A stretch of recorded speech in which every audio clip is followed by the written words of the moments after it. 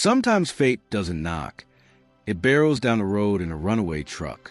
Before we begin, if you believe in second chances, soul-deep love, and the kind of quiet miracles that show up in muddy boots and tired hands, then subscribe, like, and share this video.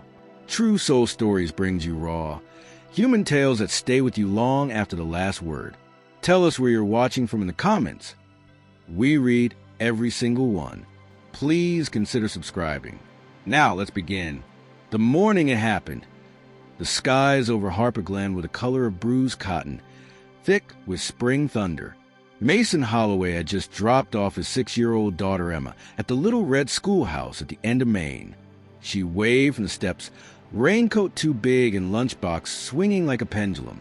He smiled the way only a single father learning to rebuild does, with pride stitched over pain.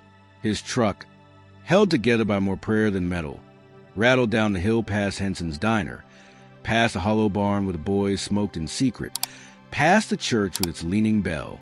The road curved like a question he didn't know the answer to, until he saw her. A black SUV was stuck by the curb, hood up, steam pouring like a ghost. The woman beside it was pacing in stilettos, in a trench coat too white for this part town. She was beauty in the wrong scene, a Monet in a barn. Mason pulled over, because that's what he did. Fix things, even when no one fixed them. She turned as he approached, a flicker of annoyance giving way to something softer. He didn't ask who she was. Didn't need to. She was someone with a broken moment, and he knew how to hold those. What Mason didn't know, what no one knew, was that 20 minutes from now a gravel truck would careen down the road with fail brakes, and he would push her out of the way just in time, shoulder catching the full weight of steel and gravel and sacrifice. She screamed. The truck skidded and slammed. Mason hit the pavement like a forgotten prayer. The hospital lights were too clean, beeping too precise. Her name was Celeste Carrington, and she stayed by his bedside for 8 hours before he woke up, not because she owed him, because something in his eyes, when they fluttered open, held her there, like he didn't expect to be worth saving. Back in Harper Glen, word spread fast. Mason Holloway, who fixed fence posts for apple pies and cleared snow for nothing more than a thank you, had saved a stranger's life. Only she wasn't a stranger. Not really. Celeste Carrington was the CEO of the Carrington Group, a company worth billions, whose name was etched on half the skyscrapers in the city. But here, she was a woman sitting beside a quiet man who couldn't afford insurance. He went home 2 days later with cracked ribs and a limp, refusing her offer of full recovery suite in Manhattan. Said his daughter needed her bedtime stories where the windows rattled and the floors creaked like old bones. Celeste didn't argue. She just showed up the next day on his porch with soup, and the day after with groceries, and the next with a box of books for Emma. Emma liked her instantly, said she smelled like fancy candles and sounded like cartoons. Mason watched, wary but open. Celeste stayed longer each time, folded laundry, helped rebuild the chicken coop, read Emma stories in voices that made them all laugh.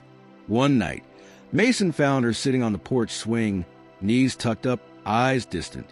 She confessed she hadn't laughed like that in years, that the boardrooms were full of people who clapped on command but never truly cared.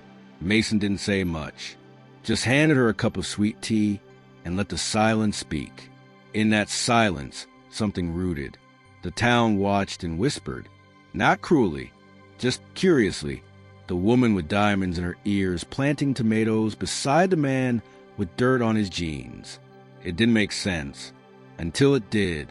They shared quiet mornings with burnt toast and sunbeams through lace curtains. Long drives to nowhere. Little smiles that meant more than flowers. Celeste stopped checking her phone. Mason started sleeping better. Emma began drawing pictures with all three of them. But stories like this don't bloom without storms. One afternoon, a man in a silk suit arrived in town. Said he was Celeste's business partner. Said the board was concerned. That her image was slipping. That she couldn't be seen wasting time on a broke handyman with a kid and a rusted truck. Celeste stood taller. Told him Mason had more integrity in his pinky than the entire boardroom combined. The man laughed, said, "Image is everything." Celeste answered, "Then it's time I change mine." That night, she didn't go back to her penthouse. She stayed. Mason didn't ask her to, but when she curled up on the couch with Emma tucked under her arm, he knew she already had. Then came the twist neither of them expected. One rainy morning, a courier delivered a thick envelope to Celeste's temporary mailbox at the post office. Inside was a legal threat from her late father's estate trustees. Apparently, her sudden withdrawal from daily operations triggered a clause. If she didn't return to the Carrington board in 30 days, her majority shares and voting rights would transfer to her ex-fiancé, a man who had tried to ruin her once already. She didn't tell Mason at first. Didn't want to bring storms into the quiet. But Mason knew weather, saw it in her shoulders and the way her eyes flicked away when he spoke. Finally, one evening as lightning flashed in the distance and Emma slept curled like a comma, Celeste told him. Every word, every risk, every fear. Mason listened, then said the thing that cracked her wide open. "I don't care about your billions. I care that you showed up with soup and stayed when you didn't have to." Celeste smiled through tears. But Mason wasn't done. "If you need to go fight for your life, we'll be here when you're done." The next morning, she kissed Emma's forehead and promised to return. The battle that followed wasn't in courtrooms. It was in boardrooms with cold coffee and colder glances. But Celeste had found her spine under a leaky farmhouse roof. She won, not with power, but with truth. And when she returned to Harper Glen, she brought a surprise, an envelope from Mason. Inside was a deed to his house, paid in full, and another for a small plot of land beside the river. "For the garden you keep saying you'll plant when life slows down," she said. Mason tried to speak, but his throat wouldn't let him. Celeste reached for his hand, but just before their fingers touched, a black car rolled up the drive. Out stepped a woman in gray with a clipboard. "Mr. Holloway?" He nodded. "We need to speak with you about Emma's biological mother." Celeste froze. Mason's world tilted. The woman continued. She filed for custody, claimed she was coerced into signing the papers. "There's going to be a hearing." The porch went silent. Emma peeked out the door, rubbing her eyes. Celeste bent low, scooped her up, and held her tight. Mason stood still, like the roots of the apple tree out back, battered but unbroken, because this wasn't the end. This was where the fight began. And in the distance, thunder rolled again. A single choice can unravel a lifetime of silence. And sometimes a broken-down truck, a child's laugh, or the quiet weight of someone finally seeing you can rewrite everything. If you believe in second chances, in love born not from grand gestures but small acts of humanity, then please subscribe, like, and share this story. And tell us where you're watching from, because kindness, like stories, knows no borders. The courtroom sat heavy with tension, lined in oak and judgment. Micah wore the only collared shirt he owned, ironed the night before with a borrowed iron and too much steam. He had no lawyer, just a trembling belief that decency still counted for something. Beside him, Ellie sat stiffly, hair swept into a low bun, her dress simple but elegant. She looked every bit the billionaire the media had come to report on, though her eyes betrayed the storm inside. The opposing side wore tailored suits, skin taut with smug certainty. Parker's family had deep roots and deeper pockets, the kind that saw justice as something negotiable. They wanted Noah, not because they loved him, but because he bore the last name they deemed worthy of preserving. Ellie's voice quivered as she addressed the judge, but her words struck with clarity. She told the story the press never printed, of a boy who cried in his sleep, of bruises explained away, of a family that loved reputation more than flesh and blood. And then, with trembling hands, she placed a sketchbook on the bench. Noah's, pages filled with scenes from a farm, the tree swing, Micah's laugh, the dog curled at his feet. "He calls that place home," she said, "and he calls that man Dad." Micah's heart clenched. He hadn't known. Not the drawings. Not the depth. The judge took his time, reading, breathing, studying the child's world through crayon and ink. And then he ruled. Not for blood. But for love, custody remained with Ellie. Joint guardianship was granted to Micah. It was unprecedented. It was mercy in a place known for lines and laws. Outside, reporters swarmed.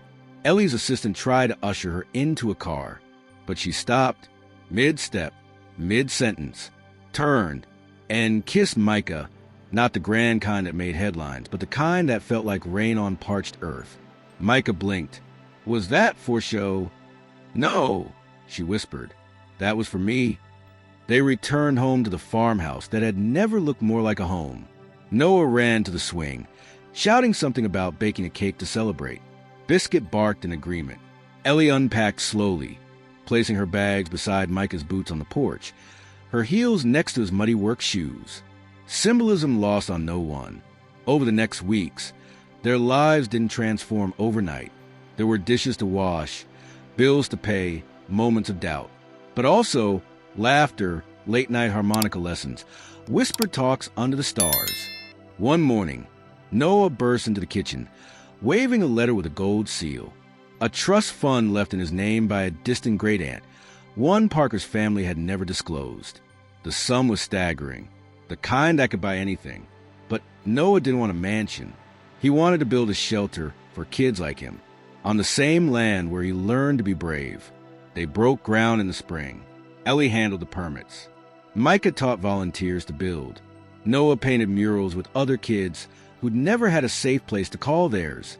One afternoon, Micah found Ellie sitting on the porch, tears in her eyes. They used to say I was too soft for business, she said. That kindness doesn't scale. Micah sat beside her. Maybe they were right, but maybe softness is what we're missing. She leaned against him, and as dusk fell, Noah danced barefoot through grass, the dog chasing fireflies, the house behind them glowing warm with life. The story didn't end with headlines or handshakes. It ended with hands and soil, hearts stitched together by time, and the quiet bloom of a second chance nurtured with care. So if this story made you feel something, if it reminded you that love is built in ordinary moments, that family can be found, not just born, then share it. Let someone else feel seen, known, remembered, because the porch light's still on, and someone somewhere is walking home toward it.